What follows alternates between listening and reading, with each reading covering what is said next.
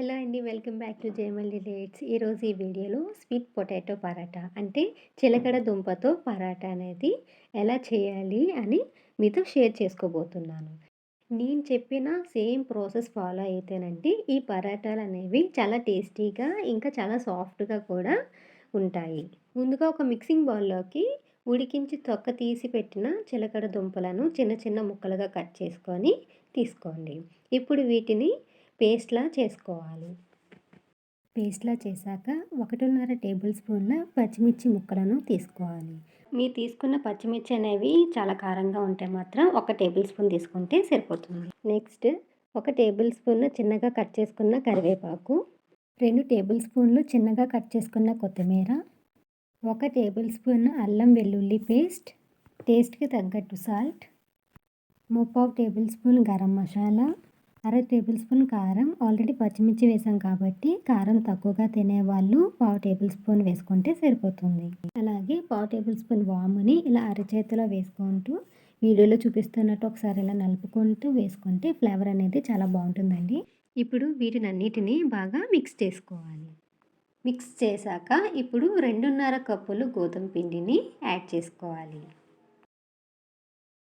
ఇప్పుడు ఒకసారి కలుపుకొని తర్వాత కొంచెం కొంచెంగా వాటర్ వేసుకుంటూ మెత్తని పిండి ముద్దలాగా చేసుకోవాలి.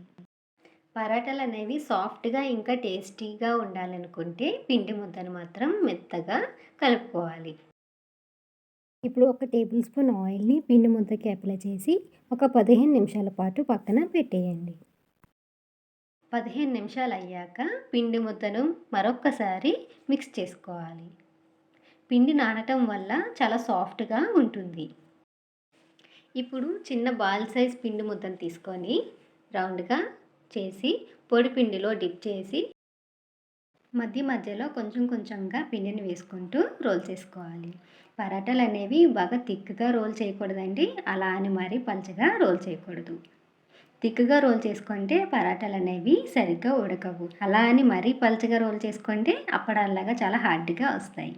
సో మీడియం థిక్నెస్గా రోల్ చేసుకుంటే సరిపోతుంది. ఇప్పుడు మీడియం ఫ్లేమ్లో బాగా వేడిగా ఉన్న పెనంపై వేసి ఒక 2 సెకండ్ల పాటు కాల్చుకొని రెండో వైపుకి తిప్పుకొని ఆయిల్ని 2 వైపులా అప్లై చేసుకుంటూ పరాటాలని 2 వైపులా బాగా కాల్చుకోవాలి.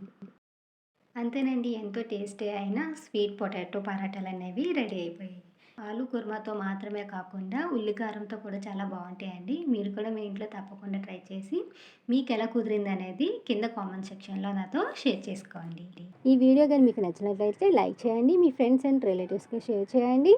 మరెన్నో వెరైటీ అండ్ హెల్తీ రెసిపీస్ కోసం మన ఛానల్ని సబ్స్క్రైబ్ చేసుకోండి. Thanks for watching.